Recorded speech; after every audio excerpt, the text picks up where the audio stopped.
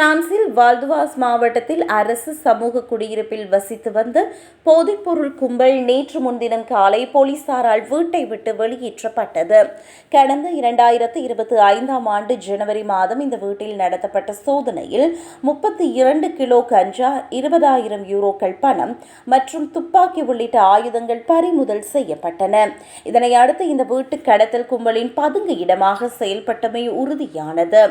இந்த சம்பவத்தை அடுத்து அந்த வீட்டின் வாடகை ஒப்பந்தத்தை ரத்து செய்ய மாவட்ட நிர்வாகத்தின் ஆதரவோடு அரசு வீட்டு வசதி வாரியம் சிவில் நீதிமன்றத்தில் வழக்கு தொடர்ந்தது.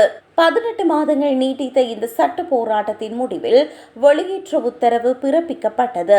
குற்ற செயலில் ஈடுபட்ட நபர் வீட்டின் ஒப்பந்ததாரராக இல்லாவிட்டாலும் அந்த வீட்டில் தங்கியிருக்கும் மற்ற நபர்களுக்கும் இதில் கூட்டு பொறுப்பு உண்டு என்ற சட்ட விதியின் அடிப்படையில் அங்கு வசித்த அனைவரும் தற்போது வெளியேற்றப்பட்டுள்ளனர்.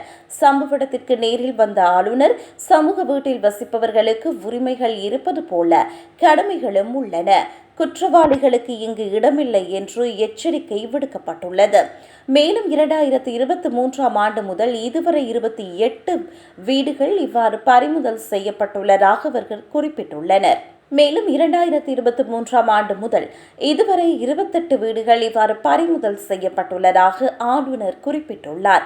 கைப்பற்றப்பட்ட இந்த வீடு போதைப்பொருள் கும்பலிடமிருந்து முழுமையாக மீட்கப்பட்டு தற்போது தகுதியான மற்றொரு வருமானம் குறைந்த குடும்பத்திற்கு வழங்கப்படுவதற்காக வீட்டு வசதி வாரியத்திடம் ஒப்படைக்கப்பட்டுள்ளது.